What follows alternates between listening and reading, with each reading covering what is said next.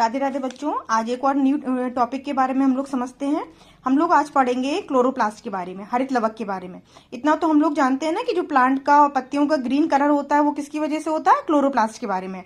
But उसकी संरचना कैसी होती है और उसके कार्य क्या है, इनको हम आज समझते हैं। ठीक है, सबसे पहले तो याद रखिएगा कि जो हरित लवक या क्लोरोप्लास्ट होता है वो प्रकाश संश्लेषण या फोटोसिंथेसिस की क्रिया से भोजन बनाने का काम करता है, इसलिए हम लोग इसको किचन ऑफ द सेल भी कहते हैं। ठीक है, इसलिए हम इसको कोशिका का रसोई घर भी कहते हैं। ये पूछा जाता है आपसे। अब हम इसके स्ट्रक्चर को समझते हैं। इसकी जो है सेल मेम्ब्रेन जो डबल लेयर होती है, कैसी होती है, डबल लेयर होती है। अब इसमें मेन होता है स्ट्रोमा और ग्रेनम। ठीक है, स्ट्रोमा जो होता है वो इसका क्लोरोप्लास्ट का लिक्विड वाला पार्ट होता है, और ग्रेनम जो होता है वो एक सिक्के की तरह की संरचना होती है। जैसे हम लोग मान लीजिए सिक्के रख देंगे ना एक के ऊपर एक, तो वो जो संरचना दिखाई देगी वो कुछ इस तरह से दिखाई देगी, तो उसको हम लोग बोलते हैं ग्रेनम।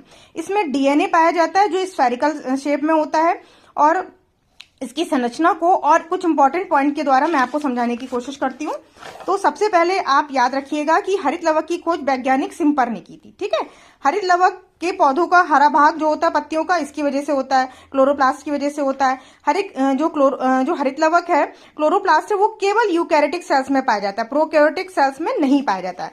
क्लोरोप्लास्ट की मेम्ब्रेन जो होती है वो दोहरी झिल्ली होती है। ठीक है, अब दोनों झिल्लियों के बीच के स्थान को हम लोग बोलते हैं पेरीप्लास्टिडियल। ठीक है, अब दोनों झिल्लियों के बीच का जो स्थान होता है उसको हम बोलते हैं पेरीप्लास्टिडियल।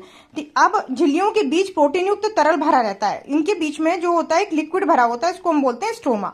स्ट्रोमा में सिक्के की तरह, जो मैंने आपको बताया ना कि सिक्के की तरह की संरचनाएं होती हैं, उसको बोलते हैं हम ग्रेना। ठीक है, अब और इसके और मेन पॉइंट हैं। ग्रेना की इकाई थाइलेकॉइड कहलाती है। ग्रेना की इकाई थाइलेकॉइड कुछ आप इस तरह से समझ सकते हैं कि जब हम सिक्के एक के ऊपर एक रखते हैं ना, तो उसमें जो एक सिक्का होगा तो उसको हम बोलेंगे थाइलेकॉइड। ठीक है, थाइलेकॉइड की भीतरी कला पर बहुत से सूक्ष्म दाने जैसी रचना होती है, जिनको हम बोलते हैं क्वांटोसोम। वहां पे ड्रॉपेट स्ट्रक्चर होते हैं, उनको बोलते हैं हम लोग क्वांटोसोम्स।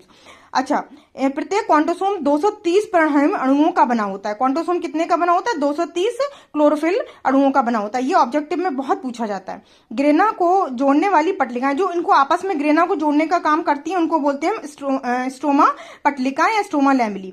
अब स्ट्रोमा में एक रिंग की तरह का स्फेरिकल डीएनए पाया जाता है। पूछा जाता है किस तरह का होता है? स्फेरिकल डीएनए होता है, और इसमें ड्रॉपलेट्स होती हैं, कुछ बूंदें होती हैं, उसमें हम लोग बोलते हैं ऑस्मियोफिलिक ड्रॉपलेट्स। ठीक है, अब इसका मेन फंक्शन क्या होता है कि ये भोजन बनाने का काम करता है, इसलिए हम लोग फोटोसिंथेसिस का, इसलिए हम लोग किचन ऑफ द सेल भी कहते हैं।